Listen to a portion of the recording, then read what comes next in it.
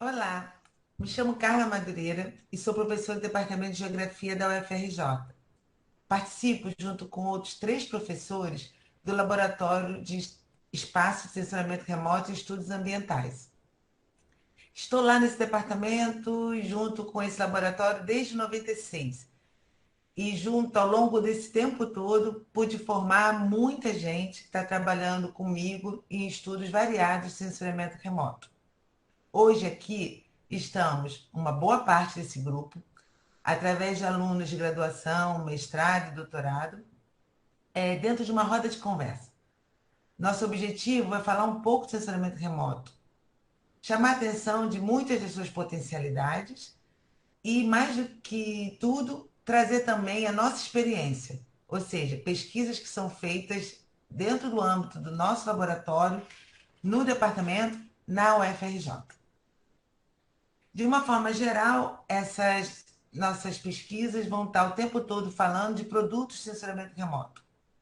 Esses produtos, antes de qualquer coisa, eu queria colocar para vocês que envolve dados de diferentes naturezas e diferentes tipos também. No primeiro momento, quando a gente escuta falar de sensoramento remoto, a gente associa isso à palavra satélite, mas não necessariamente. Essa é a primeira ideia que a gente gostaria de desconstruir. Ou seja, o sensoramento remoto está atrelado simplesmente ao ato da gente poder fazer medições à distância. Mas essa distância pode ser traduzida em poucos centímetros, até muitos quilômetros ou até anos-luz, dependendo das áreas do conhecimento que vão estar associadas a esses tipos de dados. A outra palavra que vem muito fortemente associada ao sensoriamento remoto é imagem. Mas também queremos desconstruir isso, porque nem todo produto de sensoriamento remoto é necessariamente na forma de uma imagem. Existem produtos, por exemplo, como o do laser, que são pontos numa nuvem 3D, ou do sonar, que também são pontos associados ao fundo do oceano, por exemplo. Outro elemento importante é que o sensoramento remoto, então, pode ser trabalhado em diferentes níveis de aquisição, seja ele aéreo, terrestre, orbital. E quando a gente fala aéreo, a gente vem na memória primeiro o avião, mas hoje é muito comum também estarmos falando de vantes. Esses sensores, de uma forma geral, possuem algumas características básicas que valem para todos, que nós chamamos de resolução. Existem resoluções que são espaciais, ou seja, associadas ao quanto detalhado que fica os elementos que são representados. Resolução temporal, que está associada ao quanto que a gente consegue voltar numa mesma área e obter novamente dados. Existe a resolução que está associada à família, conjunto enorme de respostas que a gente pode ter de um mesmo conjunto da superfície, de dados da superfície. E existe também outros tipos que têm a ver com quanto que a gente consegue detalhar essa profusão de informação através de cores, tons, enfim, muito importante na hora de interpretar esses produtos. Considerando todo esse universo de imagético ou não imagético, oriundo desse sensoriamento remoto, a gente tem hoje, e cada vez mais, áreas do conhecimento que são fortes usuárias desses dados.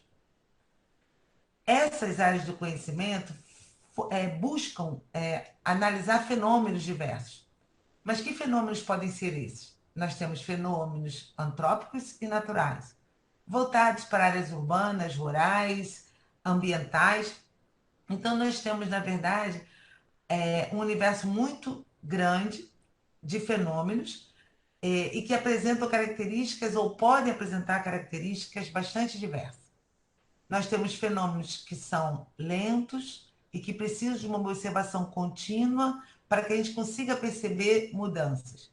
Por outro lado, podemos ter fenômenos que são muito rápidos, fenômenos que ocorrem de uma forma da noite para o dia e que a gente precisa de um esquema de monitoramento que nos permita observar essa dinâmica. Então, aqui, hoje, nós vamos trazer algumas questões transversais a essas áreas do conhecimento e de forma que esses alunos, que já são jovens pesquisadores, possam, junto comigo, trazer para todos vocês um pouco desse universo. A primeira pergunta que eu faço, e vai para esse grupo aí, é o quanto que a gente consegue entender desse início de sensoriamento remoto que se configura e o quanto nós podemos confiar nesses dados.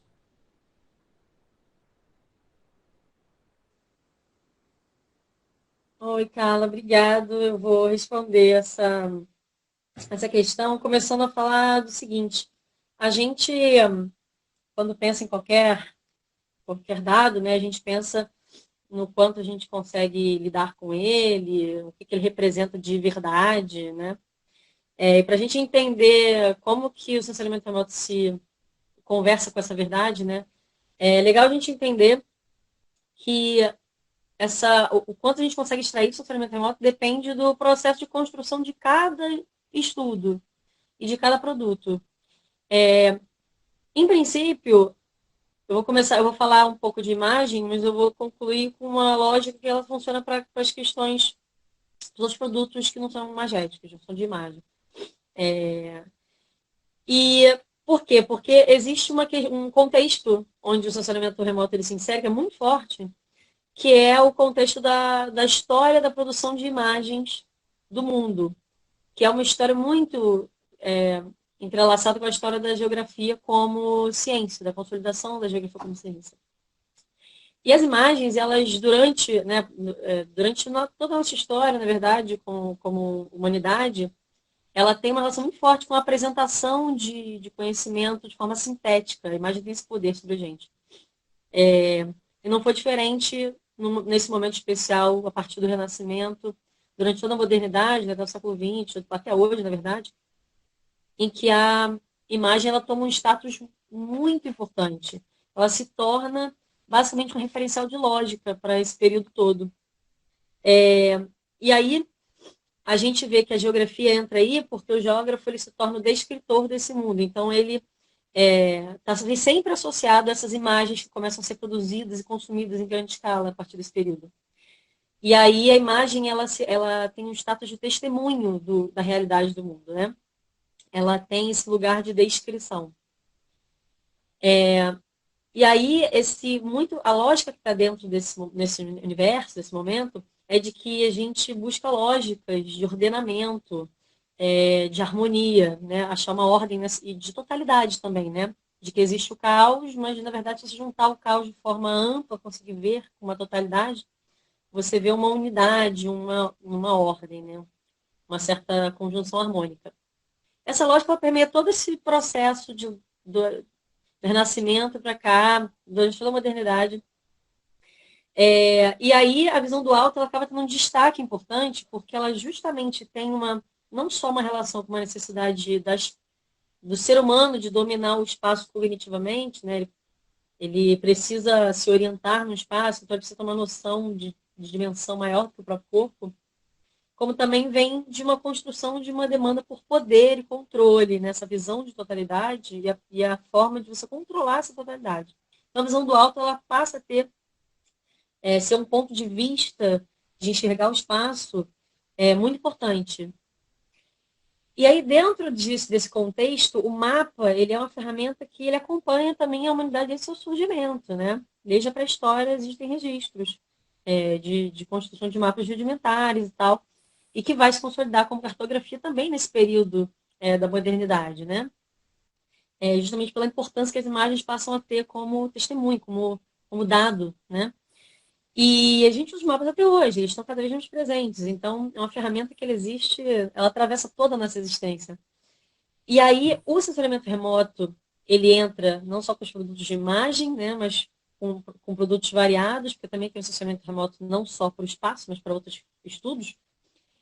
Mas no que tange a imagem, porque ele é muito forte na questão da imagem, a imagem ela representa muito do sensoriamento remoto, ela tem um vínculo com esse lugar, com esse background histórico da imagem, tem um poder específico. E aí ela toma esse papel de quadro-síntese, de conseguir abstrair do alto, né, as formas, você vê de uma outra forma, que não é do nosso corpo aqui, da nossa existência. Tem essa visão de totalidade, você tem uma impressão a partir do sensoriamento remoto, que já é uma junção do voo, né, com a fotografia, que depois vai evoluir para outras formas de imageamento, captura de dado, Você não tem mais só uma questão de uma lógica de testemunho nesses produtos, mas de evidência. Eles tomam um status maior, que a imagem, a foto, né, que no início a fotografia vai surgindo com esse papel, muda esse status para uma coisa de mais evidência, como uma verdade absoluta, é uma verdade objetiva, ela se torna assim, né? Só que a grande questão é que o que acontece com o estacionamento remoto? Apesar de existirem milhões de tecnologias para tudo, inclusive no estacionamento remoto tem centenas, é, a gente tem que entender que tudo é um processo de codificação e decodificação. Então, não só existe essa história filosófica e material de fundo para o surgimento do estacionamento remoto, como técnica, como ciência, mas também a sua consolidação, a sua estruturação, ela depende de códigos específicos da construção dessas imagens, a partir do sensor, do que você constrói como objeto a ser estudado, e como você constrói a relação entre esse objeto estudado e aquilo que você recebe numa imagem. Né? Os pixels, eles são os elementos mínimos principais que compõem uma imagem digital. E aí já estou falando do digital porque hoje é a maior população de, de representantes do sofrimento remoto, né? As imagens digitais. E aí essas unidades mínimas, e até isso vale para outras formas de captura de dados do sofrimento remoto, elas vão oferecer uma configuração específica para fazer para mostrar aquele dado, né? Necessariamente no imageamento, o pixel ele vai ter essas resoluções todas que a Carla falou, é, vai também se relacionar com algumas outras questões como a atmosfera, as condições ambientais. Então, tudo isso precisa ser levado em consideração para você criar relações conceituais com o seu objeto. Bom, e aí entram diversas questões, não só a respeito dessas relações, como a escala, que objetos, que fenômenos são enxergáveis, em que escalas, será que a gente pode escalonar as coisas, transferir lógicas para outras escalas, as correções geométricas e atmosféricas implicam em quê? Nessa produção extração dessa informação, vamos dizer extração, né? Que não é bem uma extração, é uma produção em função dessas características. E os próprios efeitos dos outros processamentos, que cada um vai ter um algoritmo, vai ter um efeito, e você vai ter que ter um controle estatístico disso. Então, é bem complexo a gente falar sobre o tipo de conhecimento que se traz no funcionamento remoto. Porque você precisa de um domínio dessas relações, tanto com essa estrutura simbólica que ele tem da história da imagem, né? Como ela se encaixa na nossa forma de processar o mundo através das imagens, como das suas características próprias de cada estudo, cada captação. Isso serve não só para as imagens, na verdade, esse final ele serve para qualquer captação de dados de sistema remoto. É isso mesmo, ficou ótimo essa ligação toda que foi colocada, porque quando a gente para pensar na história da humanidade e ver como, através de vários mapas que foram construídos ao longo toda essa história, como eles foram sendo capazes de representar o quanto que a gente conhece, como a gente se interage com esse globo terrestre, a gente vê como o estacionamento remoto também ocupa um espaço através desse grande boom de imagens que a gente tem, hoje até representadas através de Google Earth, por exemplo, que a gente consegue trabalhar com esse mundo virtual, digital, e sendo capaz de enxergar o globo como um todo. Mas eu tenho mais perguntas para fazer para vocês. E a seguinte seria assim, considerando que esse assessoramento remoto ele está tão amplo assim, e tem, na verdade, tido uma trajetória crescente e intensa, como a gente pode traduzi-los no nosso dia a dia, esse conjunto de dados? Bom, vou responder essa pergunta, né, falando de coisas que estão presentes no nosso dia a dia e tem o sensoramento remoto como a sua origem, né? A origem daquela informação é o sensoramento remoto. E as formas mais clássicas que a gente conhece, né, que vocês conhecem com certeza, se eu falar da previsão do tempo, por exemplo, né, que é algo que a gente vê diariamente nos noticiários, né, no Jornal Nacional, quando aquela menina do tempo, né, vai lá e mostra aquela imagem, né, da América do Sul, do Rio de Janeiro, que seja, de alguma grande região do Brasil, mostrando, né, o que vai acontecer, se vai chover, aquilo que está por trás ali é uma imagem satélite, né, que permite que os meteorologistas eles façam essa análise, né, do comportamento das nuvens. Então, funcionamento remoto, né, ali diariamente, todo dia para a gente. Quando a gente ouve sobre o desmatamento da Amazônia, da Mata Atlântica, né, dos biomas brasileiros, também a gente está falando de funcionamento remoto porque não tem outra forma da gente conhecer essas taxas de desmatamento, o quanto que essa floresta está sendo ali diminuída, se não for por dados provenientes do funcionamento remoto.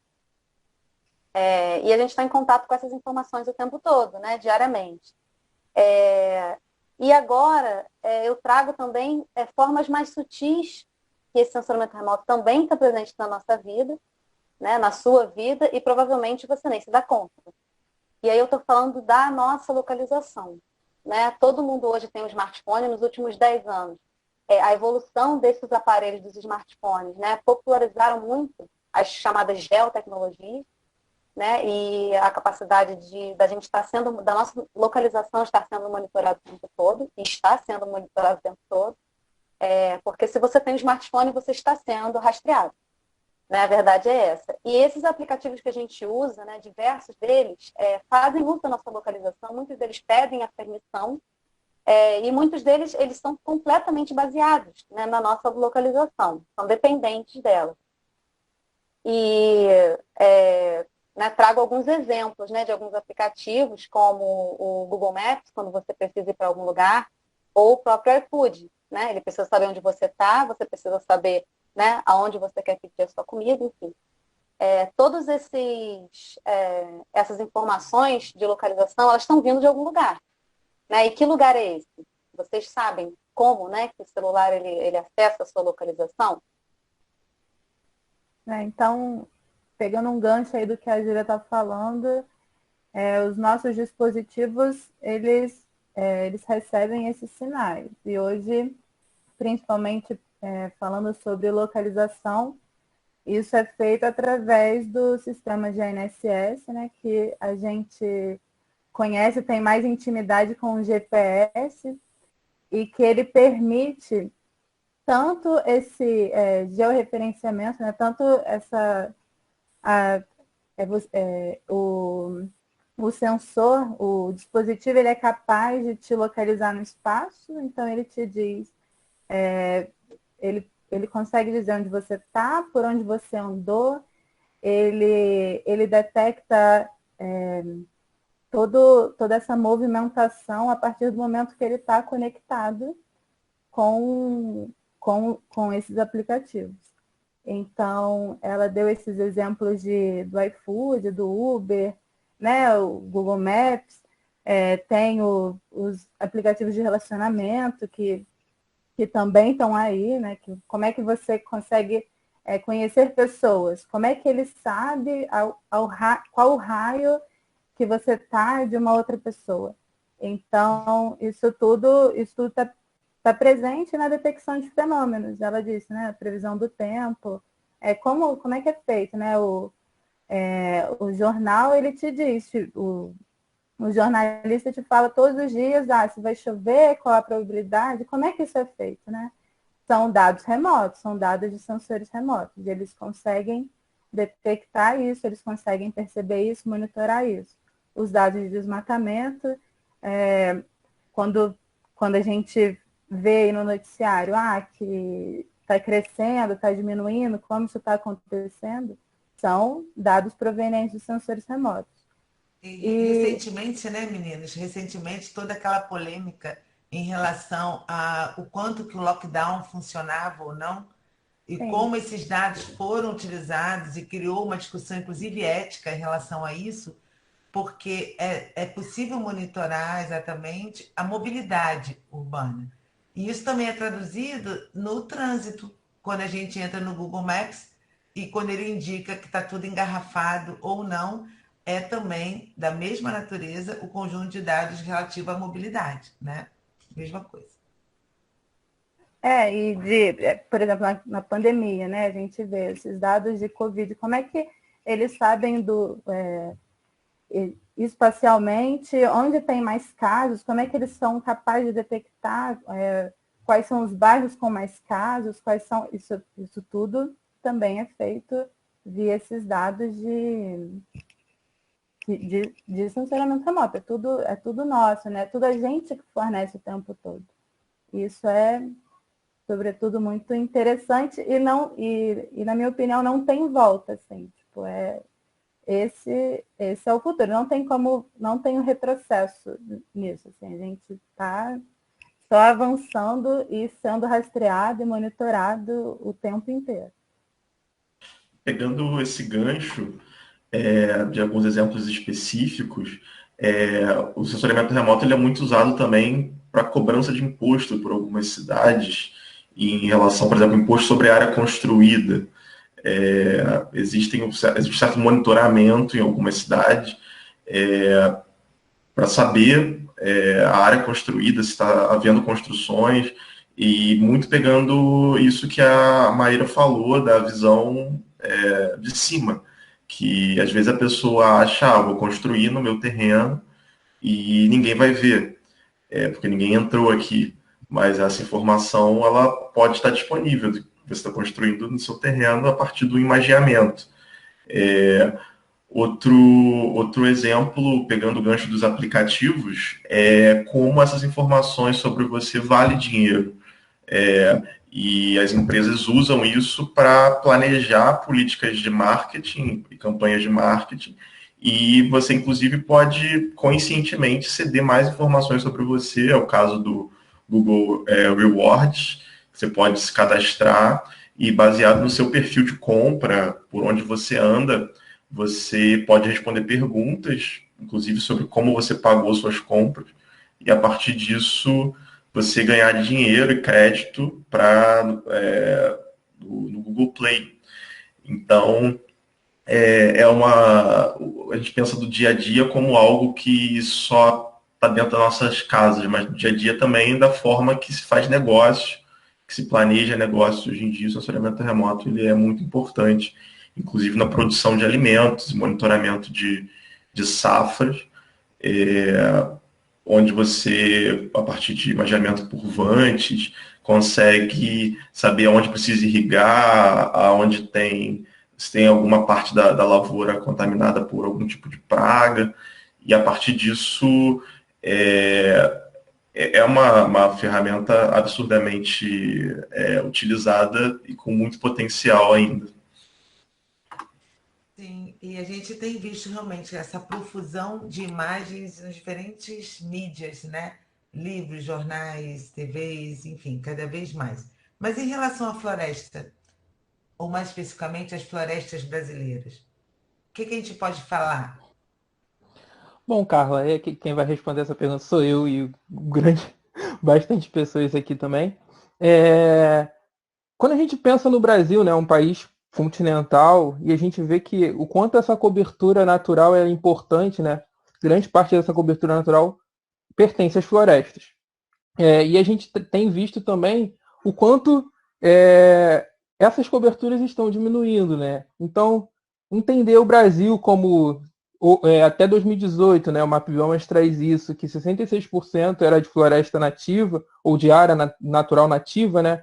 E o quanto isso, a caracterização dessas áreas, para a gente entender onde essas áreas estão, a espacialização dessas áreas, e também o monitoramento delas, para a gente entender o quanto a gente está perdendo, né? Todo dia a gente vê nos jornais, como todo mundo falou aqui, a gente vê coisas nos jornais, e a gente ouve falar sobre desmatamento, sendo da Amazônia, sendo do Cerrado, sendo da Mata Atlântica.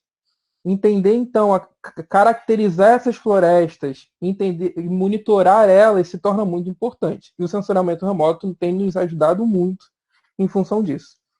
Inclusive, deixo aqui um vídeo para vocês olharem, né, que é o vídeo dos Fatos Florestais do Tasso Azevedo, que é muito legal para vocês entenderem a questão das florestas. Complementando isso que o Felipe disse, os estudos florestais, eles também são muito importantes na questão da conservação. Eles ajudam na conservação dessas florestas que nós temos, né? E, além disso, Temos questões importantes como as comunidades tradicionais, como os quilombolas e os indígenas, que também ajudam na conservação das nossas florestas e de usar uma maneira mais sustentável os recursos naturais também. E aí, como é que a gente, só complementando um pouco, como é que a gente vai estudando floresta, né? Como é que a gente pode estudar floresta através de sensoramento remoto? A gente estuda basicamente através das imagens que você disse no início e através de outros sensores também, principalmente com duas abordagens.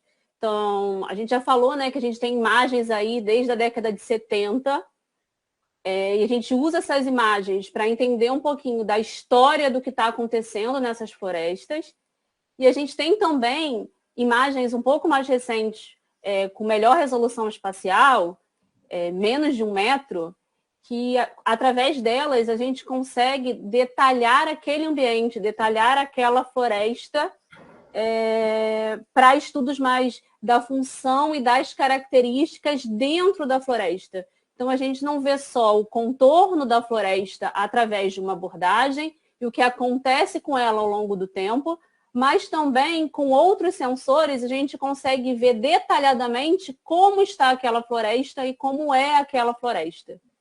E é interessante que o nosso laboratório vem fazendo essas duas abordagens em diferentes biomas brasileiros. E aí tem uma galera aí que pode falar melhor do que eu, como é que a gente vem abordando isso nos diferentes biomas, né? Exatamente. O nosso grande carro-chefe do laboratório sempre foi a Mata Atlântica, né? E hoje a gente está expandindo cada vez mais para outros biomas. Mas a Mata Atlântica, ela dá um fio, se a gente for pensar na própria caminho do laboratório, da maior parte das orientações, é um fio, né, de diversos projetos, diversos dissertações, teses, iniciações científicas ligadas à Mata Atlântica. Então, esse bioma vem sendo estudado em diversos lugares, de diversas formas. A gente pode falar de projetos como foi o ProBio, de mapeamento da Mata Atlântica em si, que deu origem a diversas outras políticas, tanto de conservação para Mata Atlântica em âmbito nacional, né? A Mata Atlântica tem uma diversidade latitudinal muito grande, uma diversidade de altitude também muito grande. Então é um bioma com características também continentais, né? E sem falar nos diferentes ecossistemas que estão incluídos neles. Outro projeto, e aí mais recentemente a gente pode falar do Olho no Verde, que a gente já pega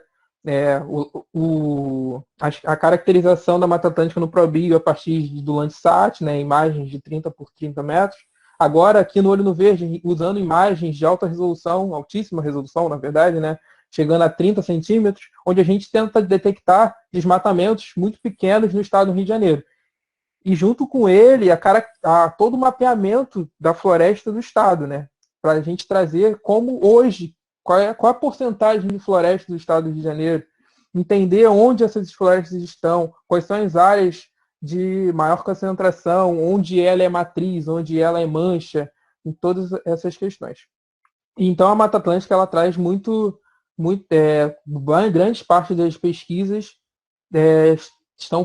foram focadas e hoje a gente está expandindo muito mais. E aí aqui eu posso trazer diversos trabalhos e também trabalhos focados nos ecossistemas.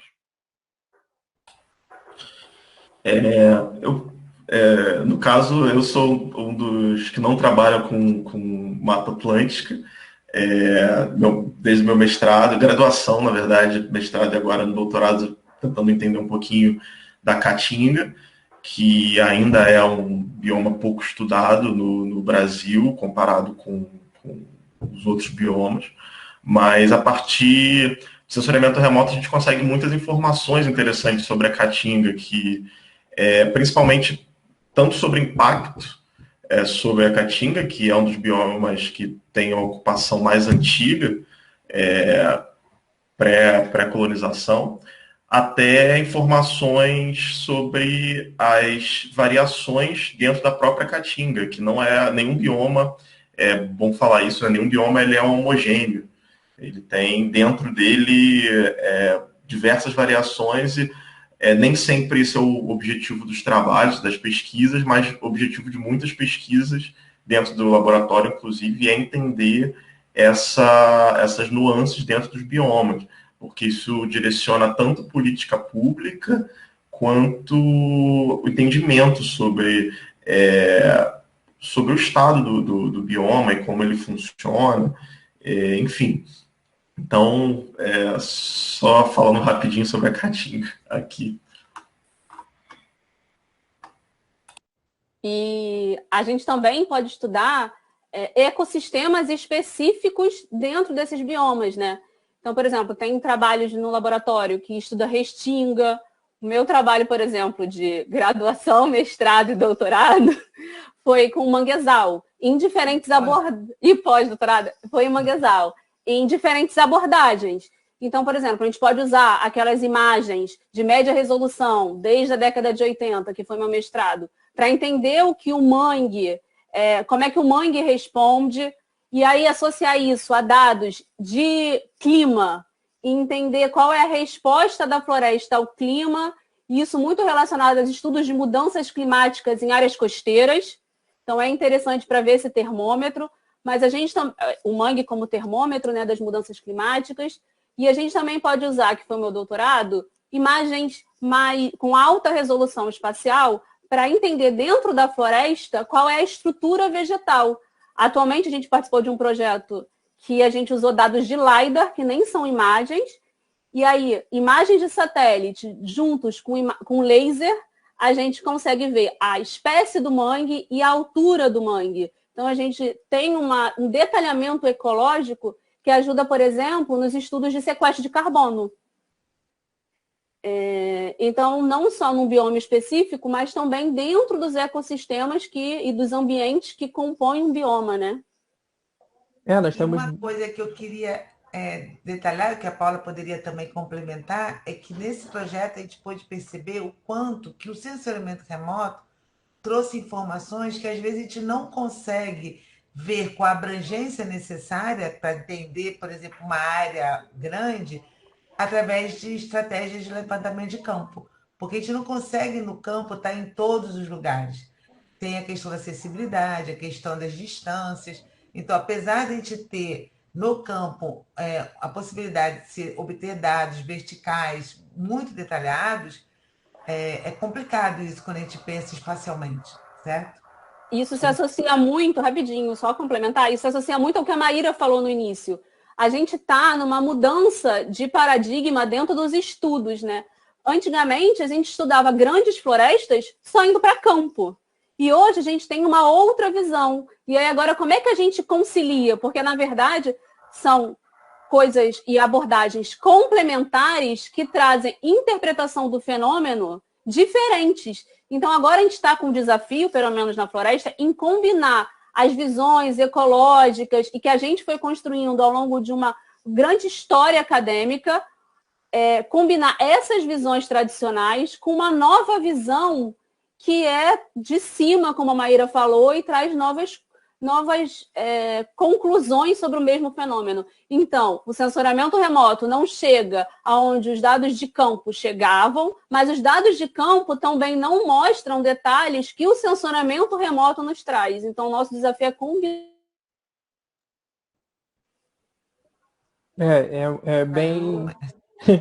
Bem essa questão, né? E a gente sempre focado muito nessa caracterização, então, das estruturas horizontais e verticais das florestas e nos monitoramentos delas, né, para entender onde estão acontecendo isso em diversas escalas, usando imagens de altíssima resolução, usando imagens de média resolução, usando imagens de baixa resolução para entender essas características.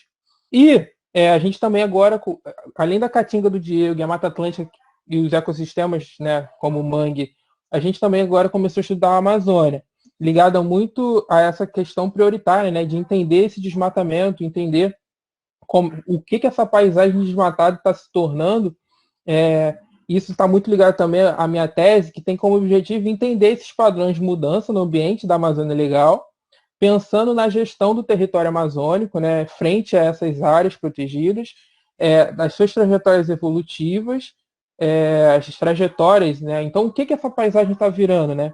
Na identificação, então, dessas funções novas da paisagem pós-desmatamento, suas novas métricas, e assim projetando áreas vulneráveis, né, e prioritárias para a conservação. E dessa forma, várias outras pesquisas individuais vêm surgindo e fortalecendo o laboratório nesse bioma. Uma das pesquisas que são da ramificação do Felipe está sendo a minha, do Danilo e da Clara, que aí a gente está realizando essa pesquisa para analisar os limites ambientais e políticos da Amazônia. E aí a gente quer identificar as perdas florestais no espaço num período de 34 anos. Isso vai ajudar a gente a entender não só o que ocorre, o que ocorreu, mas os melhores recortes espaciais e temporais para se analisar o desflorestamento da Amazônia, né? E para isso a gente usa a cobertura florestal anual do Map Biomas, aquela plataforma. E aí, com isso, é possível criar um mapa com as taxas de supressão florestal para cada estado que compõe a Amazônia Legal. E a partir de uma análise de dados, é possível também identificar o que ocorre especificamente nas áreas protegidas, que já é mais especificamente a minha iniciação científica, que estuda qual seria o padrão do desmatamento dentro dos territórios na Amazônia Legal, né? Não seria todo o bioma da Amazônia, seria apenas o que se encontra dentro do Brasil. E, a partir disso, entender por que em alguns locais ocorre um avanço maior do desmatamento do que em outros. E qual é o papel dessas áreas que protegem, né, que são unidades de conservação, terras indígenas, quilombolas nisso, já que elas têm esse papel de impedir, né, esse desmatamento. E nesse mesmo campo, esses dados que a gente começa a trabalhar sobre na paisagem amazônica, eles permitem também a gente fazer uma autorreflexão, né? Ou a gente começar a questionar se, quando a gente fala de perdas florestais, a partir do momento que nós falamos que há perda florestal, a gente começa também a se perguntar o que essas áreas, que não são mais florestas, estão se tornando ao longo do tempo, né? E aí que, como o Felipe já disse também, a gente tem uma abordagem muito grande em trajetórias evolutivas da paisagem, que é a minha abordagem de iniciação científica, né? Que a gente tenta contar uma história, basicamente monitorando o uso e a cobertura do solo ao longo do tempo. No meu caso, da Amazônia Legal, no período de 85 a 2018. E o sensoriamento remoto aí é essencial, né? Seja no ponto de vista da praticidade, do ponto de vista da acessibilidade. E a partir do momento que a gente começa a contar essa história dessas paisagens amazônicas, a gente, lendo esse passado, começa a projetar alguns futuros, né? Começa a ver algumas possíveis áreas de vulnerabilidade, né? E aí, a partir daí, possíveis áreas de interesse, seja da urbanização, seja da agropecuária, ou seja mesmo até da agricultura, né? E como é triste a gente ver o resultado da pesquisa, né? Da mesma forma como a gente fica contente de saber o potencial que a gente tem de observação e de análise numa área que tem mais de 5 milhões de quilômetros quadrados, por outro lado, a gente fica triste de ver como essas curvas de desmatamento têm se intensificado. Mas o Brasil ele tem uma matriz grande de floresta ainda, e também tem uma matriz agrária grande e significativa, né? Nessa faixa daí que envolve pelo menos a floresta amazônica. O que a gente pode estar fazendo, o que a gente tem feito em relação a essas áreas rurais, onde a matriz passa a ser a questão da agricultura ou da pecuária? Eu acho que pegando um gancho também, muito do que o Danilo falou, e óbvio, sua pergunta, a gente tem que entender, então, o que essas áreas estão se tornando, né? Como essa dinâmica, o Brasil é um país, hoje, com grande parte da sua matriz econômica ligada à agricultura, e a gente tem que entender que essa difusão vai criando mudanças em outras coberturas. E aí, quando a gente fala, por exemplo, a soja cresce essa quantidade, a gente tem que pensar que, para isso estar acontecendo, estamos entrando em outras coberturas, né? O pasto, a produção de rebanho vem crescendo em essa quantidade. A gente está entrando em outras coberturas do solo, principalmente as naturais. E dessa forma, entender essas dinâmicas se torna importante. E aí é uma pesquisa inicial, principalmente aqui no nosso laboratório, que é entender o quanto uma dinâmica ajuda, né, ou tem um feedback positivo na transformação de outro. Bom, complementando a fala do Felipe, a difusão de culturas agrícolas, elas tendem a impactar na dinâmica de outras coberturas, né, como foi dito, tanto nas naturais como até as pastoreiras. O meu projeto de iniciação científica ele tem como objetivo analisar o comportamento espaço-temporal de duas culturas importantes para o país e principalmente para Goiás, que é a minha área de estudo, que são a soja e a cana, entre os anos de 1988 a 2018. Aí, para essa análise, eu utilizei dados secundários de levantamentos municipais cedidos pela Base Cidra, do IBGE, e dados de cobertura do solo, né, que foram mapeamentos realizados pelo MAP Biomas.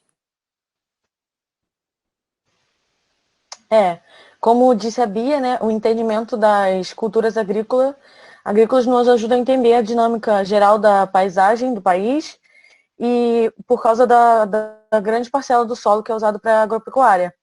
Então, mapear e caracterizar esses usos se torna crucial e o sensoriamento remoto vem nos ajudando bastante nisso, principalmente na identificação das culturas, né? Sendo muito importante na previsão de safras e no entendimento da distribuição espacial. Então, o meu projeto de iniciação científica tem como objetivo trazer esses descritores advindo de imagens de sensores remotos para auxiliar nesses processos de diferenciação, primeiro criando uma biblioteca que consiga caracterizar essas culturas no tempo, no espaço e espectralmente. E vou começar assim com a Bia, com a cana e com a soja, mas pode expandir para outros tipos de cultura. Isso é muito importante, porque nós estamos falando agora, né, de tipos de cobertura que possuem uma dinâmica grande, diferenciada, e que às vezes são tipos de coberturas difíceis de a gente perceber quando a gente pega uma imagem de um instante, mas que acabam ficando mais fáceis de serem diferenciadas, como os meninos estão falando, quando a gente observa no tempo. Ou seja, porque a dinâmica dessas coberturas possui uma assinatura própria. Ou seja, a cana tem a sua assinatura temporal, enquanto a soja tem a sua assinatura temporal. E é essa busca que está tentando se encontrar e estabelecer para ajudar na classificação. E é isso que a Amanda acabou de falar, que seria a nossa biblioteca. Mas, saindo da floresta, passando pelas áreas rurais, nós também temos um outro tipo de cobertura que é muito importante de ser acompanhada, que são as áreas urbanas. E o que nós temos feito em relação a ela? Bom, voltando para falar então dessas grandes áreas urbanas, mais uma vez o sensoriamento remoto tem sido, né, fundamental, sobretudo na minha pesquisa, e aí desde a graduação, né, passando pelo mestrado e agora no meu doutorado, eu tenho trabalhado com áreas urbanas e dados de sensoriamento remoto. E em relação a essas grandes áreas, né, o sensoriamento remoto ele é fundamental para ajudar a gente a contar a história delas, né? As cidades elas avançam sobre diversas coberturas, né, na superfície, avançam infelizmente sobre áreas naturais, né, principalmente, mas e o sensoriamento remoto é fundamental para ajudar a gente a contar essa história dessa mancha urbana, dessa grande cidade, como que ela se deu, como que se deu essa expansão urbana ao longo desse tempo. Né, e que ele pode ter um tempo, né, de 5 anos, de 10 anos, de 15 anos, de 20, de 30, até de 40 anos. Hoje, o que permite muito a gente contar a história dessas manchas urbanas, e o que tem me permitido trabalhar com esse alvo, né, da superfície terrestre, é uma grande série de imagens, né, disponível gratuitamente na internet, que são as imagens do grupo de satélite Landsat. Né? Alguns amigos aí falaram desse satélite, né, das imagens dele. Eu tenho feito uso deles, né, constantemente nas minhas pesquisas. E o Landsat ele permite que a gente viaje há praticamente 40 anos atrás, né? Tendo imagens desde a década de 70. E as áreas urbanas, elas têm uma dinâmica muito grande, né? Algumas mais, outras menos. E através das imagens a gente consegue ter acesso a como que ela era, né? E como que ela está. E, em algumas situações, traçar tendências, né? Qual a tendência dessa mancha? Quais são os vetores preferenciais, né? Estou falando de direção da mancha urbana, né? Para onde que ela está indo, preferencialmente. E essas informações, elas são extraídas a partir das imagens satélites, né? Através de determinados tratamentos e programas de computador específicos, a gente consegue delimitar essa mancha, calcular sua área, né? Enfim, o seu perímetro, a métrica que a gente precisar, e dessa forma contar a história dessa mancha urbana, né? Da onde que ela veio e para onde que ela está indo. E aí, dentro desse escopo, né, no escopo da minha tese, na verdade, eu estou trabalhando com as grandes regiões metropolitanas do Brasil, a gente tem um exemplo, né, específico de uma pesquisa que está sendo desenvolvida sobre 2 grandes regiões metropolitanas do Brasil. Então, como a Julia disse, a gente está desenvolvendo uma pesquisa que tem como objetivo, num período de 34 anos, entender quais os caminhos preferenciais, qual o ritmo e como se dá a expansão, né, da malha urbana das regiões metropolitanas do Rio de Janeiro e de São Paulo, que a gente pretende com isso, né, conseguir analisar as diferenças e as coisas que elas têm em comum, sabendo que são as 2 regiões metropolitanas de grande relevância em escala nacional, e também são 2 regiões metropolitanas que são muito integradas, né, entre si, se relacionam muito. Essa relação é muito marcada pelos grandes fluxos que acontecem entre essas 2 regiões metropolitanas. E aí, para isso, a gente vai produzir mapas e gráficos que consigam, né, que façam a gente conseguir visualizar didaticamente, né, de certa forma, as alterações que essas regiões metropolitanas tiveram ao longo do tempo, né, ao longo desses 34 anos. E aí a gente procura, né, com esses dados que a gente obteve, que a gente produziu, conseguir responder a questões, como eu já disse no início, né, de como se deu, os caminhos e o ritmo, né, que é o nosso objetivo principal. Muito bom, meninos, muito bom. E, por fim, quando a gente pensa que a gente é capaz não só de diagnosticar, mensurar, acompanhar tudo que vem acontecendo e através de uma base histórica, ou seja, a gente consegue identificar o que está hoje e olhar para trás, a grande pergunta e como olhar para frente? É possível, tendo uma base sólida de dados, pretéritos, a gente poder dar saltos e ajudar na elaboração de cenários? Oi, Carla. Pegando o gancho das falas até aqui, né, principalmente na parte de urbano, eu começo respondendo que sim. Sim, é possível a gente estimar cenários futuros. É possível a gente prever o futuro, aí no caso falando mais especificamente de áreas urbanas, que é particularmente que nós temos trabalhado, uma linha de pesquisa também que o laboratório tem feito ultimamente. Mas cabe o pensamento de que, na verdade, você prever, entre muitas aspas, o futuro, na verdade, não é um processo místico, a gente não envolve cabala, coisas do tipo, a gente envolve aí um processo que, na verdade, ele trabalha com o dinamicismo dessas áreas, observando tendências passadas, estimando elas para o presente, e assim expandindo-as para o futuro. Na verdade, uma observação de tendências. E elas só podem ser feitas compreendendo que a gente vive num planeta que é um sistema completamente dinâmico, interligado, interconectado. Então, todas as esferas terrestres, né, a litosfera, a hidrosfera, a atmosfera e tudo mais, elas são interligadas entre si. Então, há um dinamicismo muito alto entre elas. E é justamente essa maneira dinâmica de existência desses fatores que nos permitem entender que quando a gente insere ou exclui alguma variável do meio ambiente, o futuro, ou daqui a um certo tempo, vai ser modificado de acordo com a exclusão ou inserção de outras variáveis. Então, o objetivo, quando a gente pensa numa modelagem aí futura ou alguma coisa do tipo, ela envolve mais na compreensão de quais as variáveis ambientais, né, físicas ou construídas também, que influenciam ou não a expansão de novas áreas urbanas, suas retrações e todas as suas relações que também podem ser feitas aí para a floresta, que foram alguns dos outros temas que nós trabalhamos. Dessa forma, a gente consegue falar muito dessas escalas que nós também começamos lá atrás, falando, da Maíra e das suas falas iniciais, que é integrar a escala espacial e temporal numa imagem, né? Ou seja, o pixel, que é essa menor unidadezinha da imagem, ela deixa de ter aí uma informação que seria somente uma classe ou uma informação espectral, que a gente chama, para passar a ter uma posição no tempo e a sua composição no espaço e tempo, né? Ou seja, ela tem um posicionamento e ela pode ser modificada de acordo com a decorrência do tempo, de acordo com a sua variação temporal.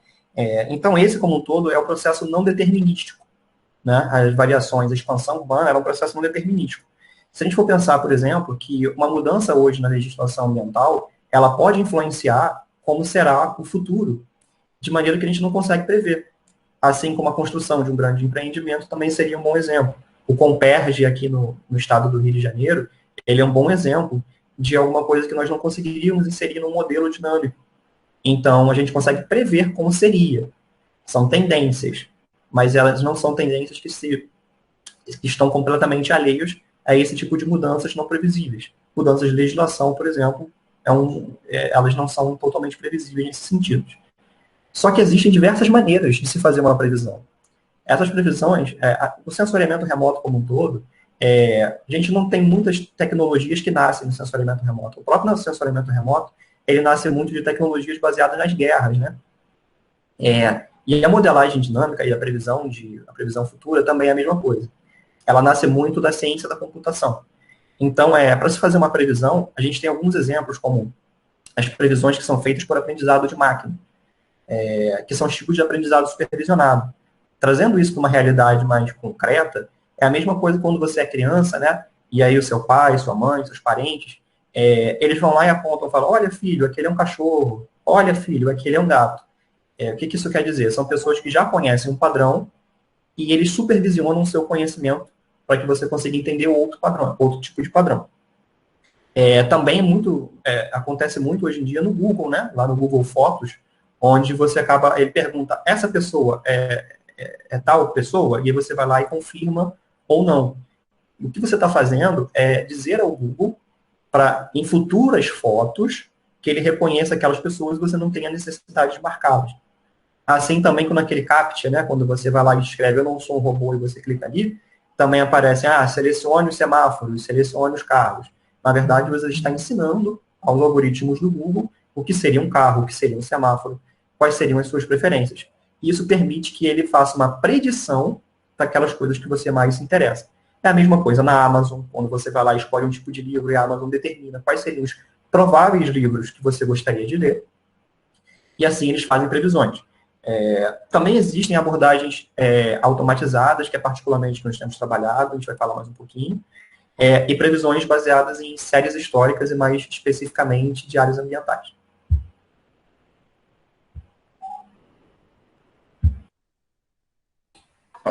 Basicamente, pegando o gancho do que o André falou sobre séries históricas, como se pode prever, é interessante, né, que ele falou que não é um modelo determinístico, e realmente a gente não trabalha com certezas, a gente trabalha com cenários, porque como ele mesmo falou que está tudo interligado, diversas decisões, diversos fenômenos têm implicação se aquela tendência vai se concretizar ou não.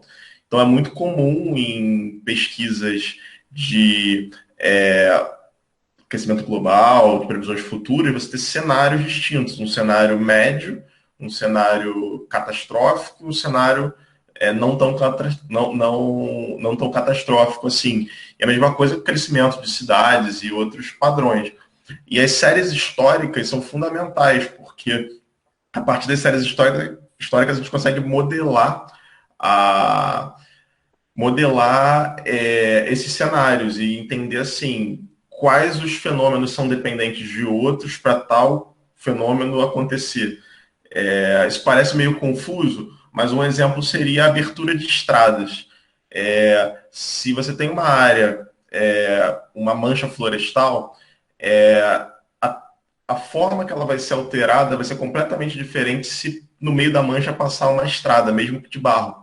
Porque a tendência é que haja alterações ao longo da estrada. Significa que essas alterações vão acontecer? Não. Mas significa que é uma tendência observável em séries históricas e que provavelmente vai acontecer. Se essa... Claro que eu dei exemplo genérico, isso vai variar tem diversas variáveis que podem ser levadas em consideração. Mas o ponto que eu queria deixar claro é que a gente faz esse tipo de modelagem com séries históricas. Quanto mais completa e quanto mais dados a gente tem, maior a nossa capacidade de fazer um cenário coerente, ou cenários coerentes, que não necessariamente vão se concretizar porque são cenários. Basicamente isso que eu queria contribuir.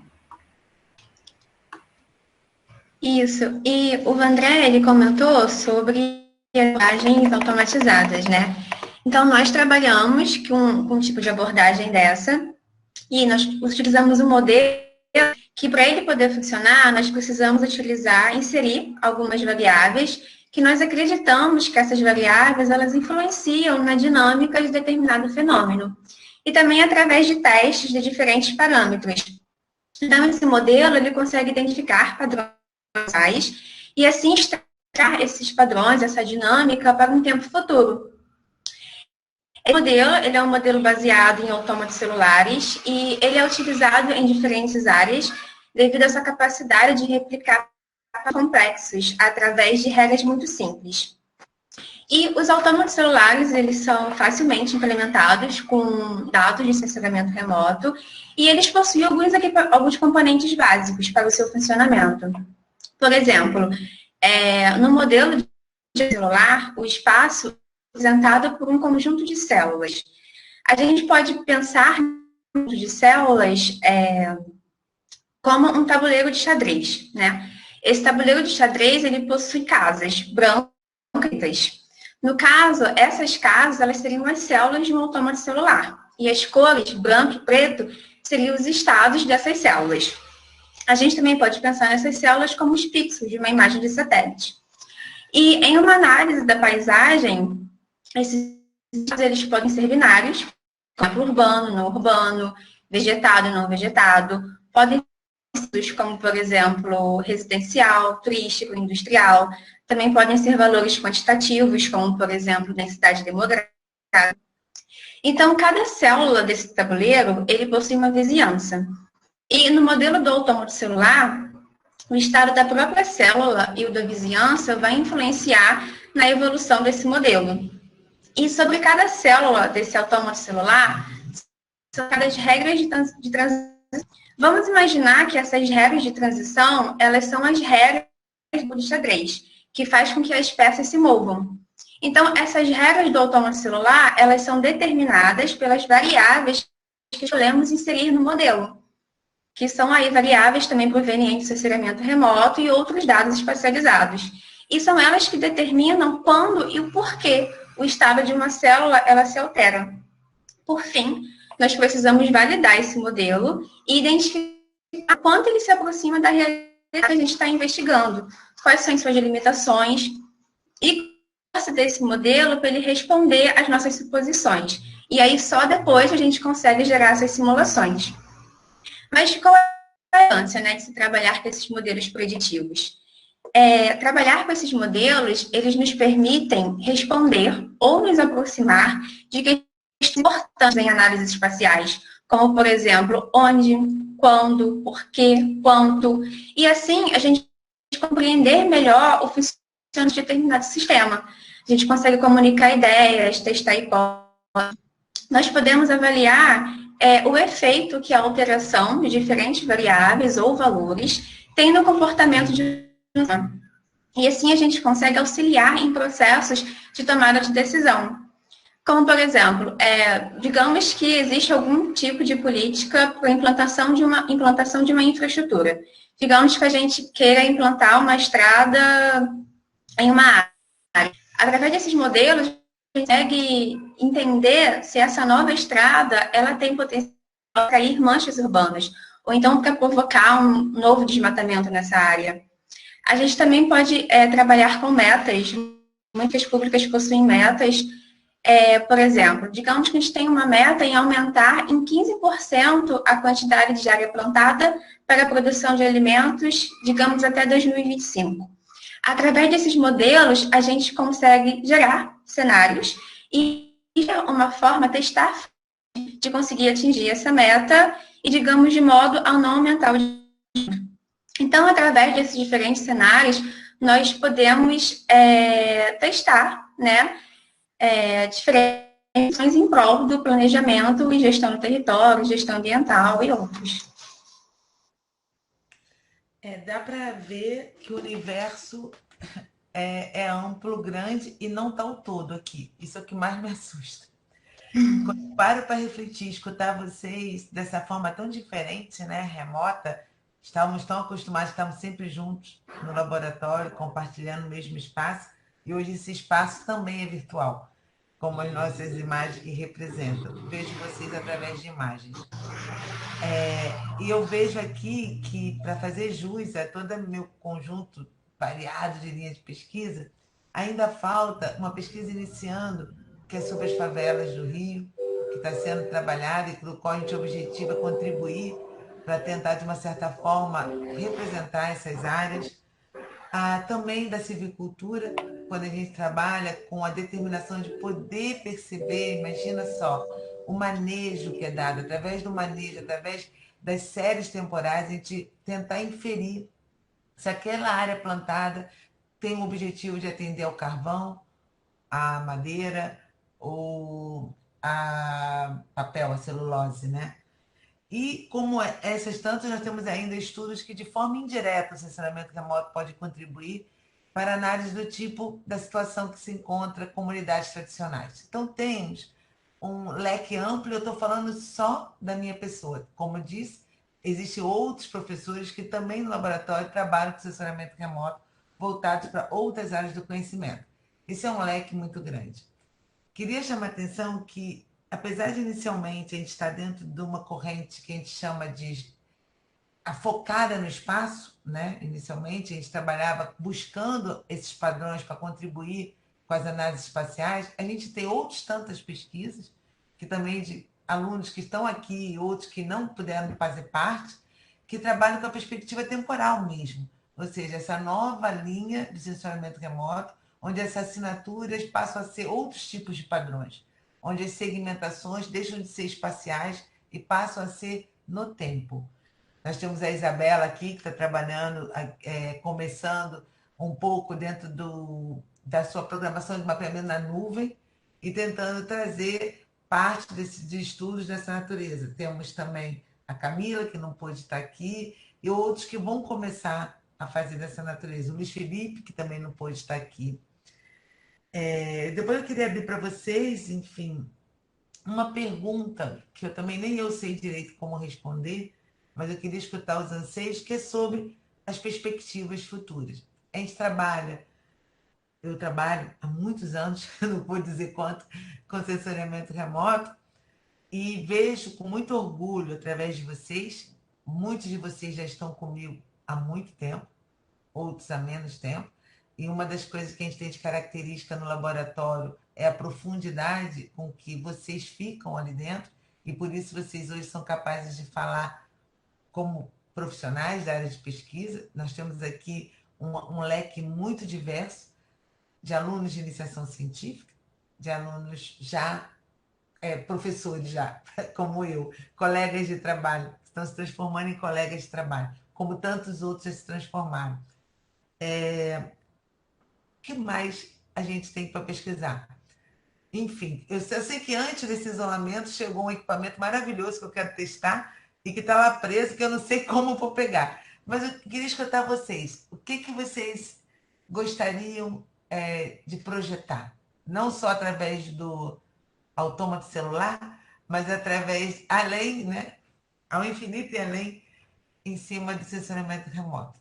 A gente até voltou para trás, né? Estamos tentando entender quem foi que deu o nome para isso tudo. Enfim, tá aí, Alberto. Alguém quer falar alguma coisa? Um medo, alguma angústia? Eu gostaria de falar, né, que basicamente todo mundo que a gente tá começando a trabalhar aqui muito com os dados secundários também, né? E o quanto é importante a análise desses dados. Então, assim, o pessoal do Urbano, o pessoal dos autômatos, eu na Amazônia, o pessoal da Mata Atlântica, a gente tem trabalhado muito com dados de sensoriamento remoto, mas que já são entregues os mapas para a gente. Mas isso não é o final, né? A gente precisa analisar essas coisas, entender os padrões, entender como muita gente falou aqui, o quando, para onde, o quanto isso vem acontecendo. Então, a importância da diminuição da quantidade de coisa que a gente precisa fazer para a gente ficar mais focado nas análises também. Então, o quanto os dados secundários também vêm ajudando a gente para trabalhar com diversos fenômenos, aqui a gente falou diversos mesmo, né? Muitos fenômenos diferentes, e quanto eles podem ajudar a gente a focar mais nas análises desses fenômenos e dar, às vezes, até trazer soluções para conservação de floresta, análise do ambiente urbano, entendimento da dinâmica agrícola e assim sucessivamente. Eu queria fazer... quer falar? Sim. Não, eu só queria fazer uma observação que o Felipe levantou essa questão importante dos dados, né? E que eu acho que existia uma limitação, talvez, para trabalhar com sensoriamento remoto, que era essa questão dos dados, que são essa questão de processamento em máquina, né? Porque a gente que trabalha muito com imagem, a gente sabe que hoje é tão fácil, talvez seja muito mais fácil do que antigamente de conseguir uma imagem, mas ainda assim tem uma exigência de máquina, uma exigência, às vezes, de valores, né? De você ter condições de fazer isso. E aí a gente está falando de perspectivas futuras, e aí isso casa um pouco com a minha linha de pesquisa hoje, que eu estou querendo trabalhar com o Google Earth Engine, que eu acho que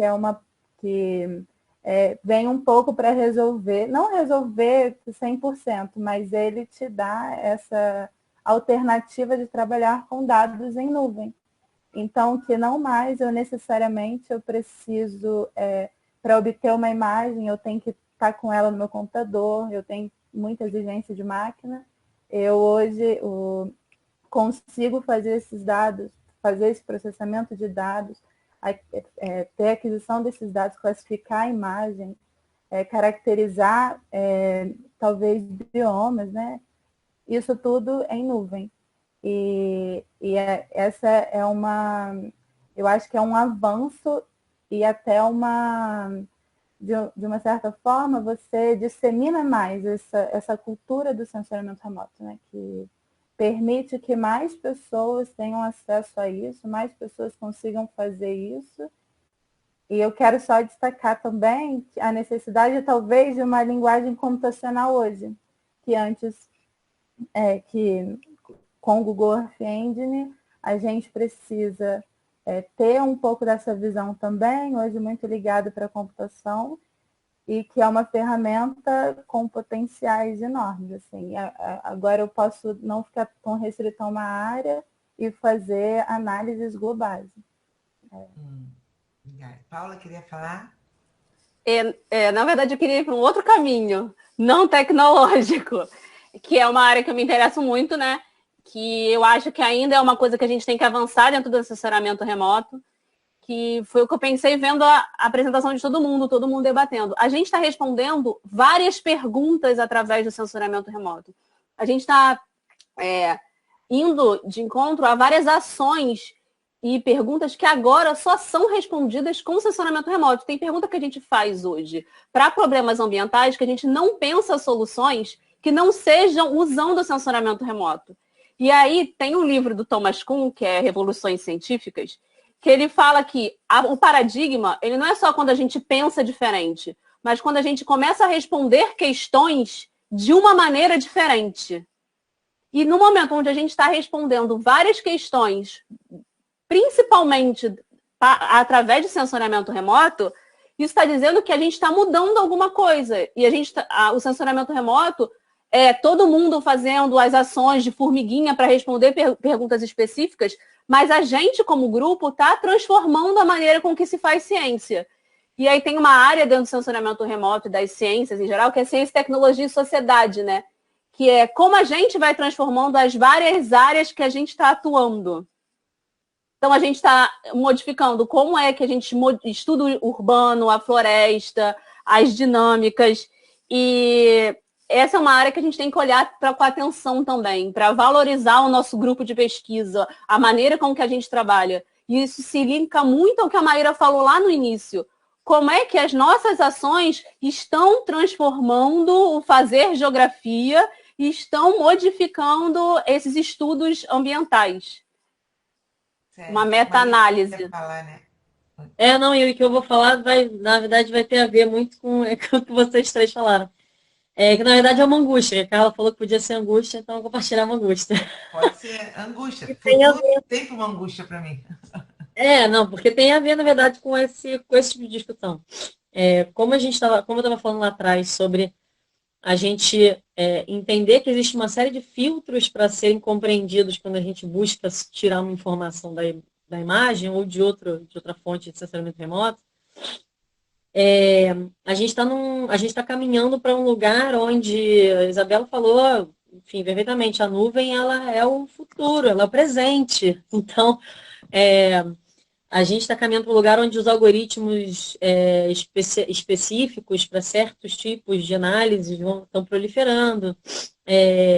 E a tendência, me parece, claro que eu acho que é legal a gente ter uma leitura mais aprofundada sobre isso, mas me parece que a tendência é não só que as analistas e pesquisadores, porque nem todo analista vai ser pesquisador, e tudo bem que tenha lugares diferentes na produção de conhecimento, a tendência é que essas pessoas estejam cada vez mais verticalizadas num certo tipo de técnica, cada vez mais distantes do conhecimento dessas multiplicidades de filtros para compreender essa realidade da imagem, do dado, né?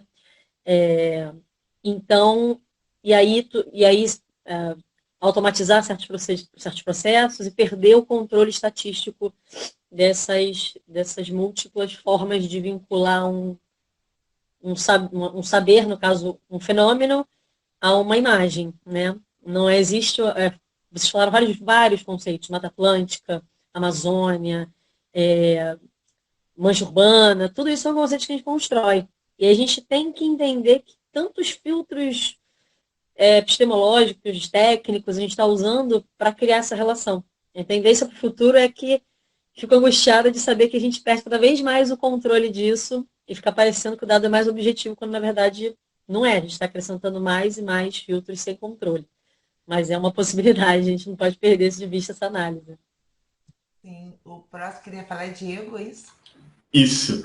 Não, eu queria mais falar sobre, nessa onda do Google Earth Engine e de outros programas que você pode processar em nuvem, é a capacidade de processamento, que sempre foi um grande problema do sensoriamento remoto, que a gente às vezes tinha muito dado disponível, mas humanamente a gente não tinha como analisar aquilo, e a questão de infraestrutura. Se não tivesse um computador muito bom e muito caro, você não conseguiria processar, e às vezes até com um computador muito bom, muito caro, demoraria dias para processar um conjunto de dados muito pequeno comparado com o que a gente pode processar hoje em dia em nuvem.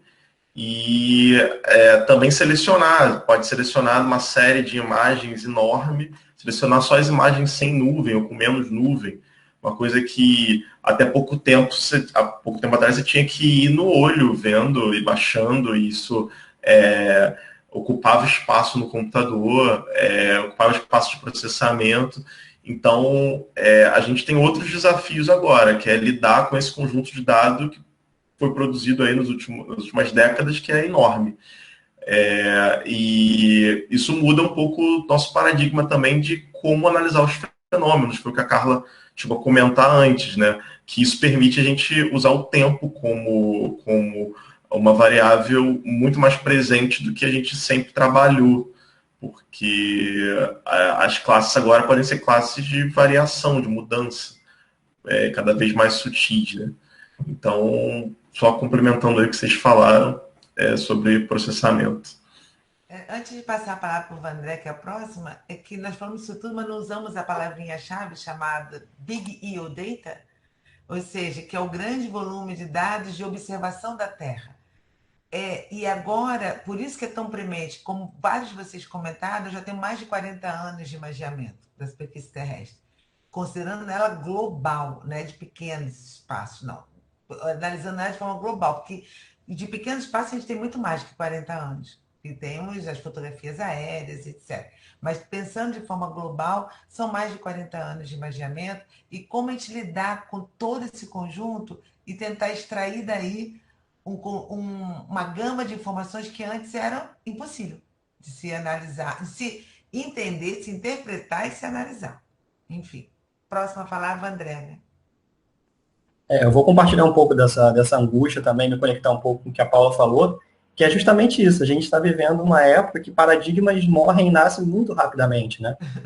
A gente está aí para conseguir comprovar que é muito provável que essa reunião que está acontecendo hoje aqui, ao vivo, aqui, a gente está gravando e tudo mais, mas por meio computacional, ela provavelmente estaria acontecendo numa copa de um laboratório, ela poderia estar acontecendo em outro ambiente, e a gente vive uma época que a quantidade de dados ela é tão grande, a multiplicidade de funções também tem se multiplicado de uma maneira tão intensa, que o que a gente faz, eu não sei se todas as ciências, se todos os pesquisadores, eles têm essa propriedade de falar que eles são extremamente flexíveis, ou que eles conseguem ser profissionais holísticos, mas o que essa apresentação acho que deixa muito claro, e eu espero que tenha deixado, é que o sensoriamento remoto como um todo, ela envolve essa necessidade de um profissional holístico que muito tem falta hoje no mercado, e é uma necessidade que a gente tem. Porque muitos escritores, muitos pesquisadores, eles têm dito que essa multiplicidade, essa quantidade de dados, ela tem especializado cada vez mais os pesquisadores. Então, as pessoas são elas são muito exclusivas da área que elas pesquisam. Mas a gente consegue ver aqui, por exemplo, quanto que a gente consegue avançar nessas áreas, quanto que elas são conectadas, né? Tem muita conectividade. Todo mundo aqui falou sobre espaço, tempo, onde, como, sobre superfície terrestre. Então, não tem como olhar floresta se não olhar agricultura, não tem como olhar isso se não olhar o urbano. Então, eu acho que esse ponto, eu espero que daqui para frente, né, aí o sensoriamento, não só o sensoriamento remoto, como todas as outras ciências, consiga se adaptar cada vez mais a esse tipo de situação, a esse tipo de necessidade que a gente está vendo aí se desenvolver, e não sei se todo mundo vai ser capaz de se adequar ou acabar sendo engolido por uma onda que, se a gente não se preparar, ela vai ser maior do que a gente, vai se transformar num grande Godzilla e não de areia que está vindo lá. Aí porque a gente consegue monitorar também. Nem de gafanhoto, né? Nem de gafanhoto. Mais alguém quer falar alguma coisa? Ou a gente está finalizando a nossa roda de conversa? Não? Estou esquecendo ninguém, não? Então, para finalizar nossa roda de conversa, primeiro tem que agradecer o Festival de Conhecimento da UFRJ que nos deu essa oportunidade. Em plena pandemia, estamos todos sedentos de abraço, da Copa, como o Vandré lembrou, onde a gente toma o nosso cafezinho diário lá no laboratório e a gente compartilha um pouco da pesquisa individual de cada um aqui, que deu para ver que tem uma variedade bem grande, né? O Festival do Conhecimento nos deu essa oportunidade de pensar essa modalidade. E olha que, como eu falei, nós somos uma parte do todo, mas é uma parte bastante representativa e eu fico muito contente de estar partilhando isso aqui com vocês. Temos aqui, como eu falei inicialmente, alunos de diferentes níveis acadêmicos, mas todos vocês tiveram fala muito firme, muito clara com relação ao que vocês estão fazendo, e eu fico muito feliz. Então, acho que o que tem que falar agora para completar a nossa roda é só dizer que é um orgulho a gente saber que toda essa pesquisa é feita dentro da UFRJ, dentro do Instituto de Geociências, dentro do Departamento de Geografia, e mais especificamente lá na sala I012, no Laboratório e Espaço de Sensoriamento Remoto e Estudos Ambientais, certo? A gente está torcendo para esse momento acabar logo e podemos nos encontrar agora pessoalmente. Mas uma coisa é certa, estamos aprendendo a falar desse jeito, virtualmente, e quem sabe que o mundo nos aguarda, né? Não? Acho que é só isso. Um beijo grande aí. Como é que a gente termina isso? Que eu não sei. Um beijo. Um beijo grande.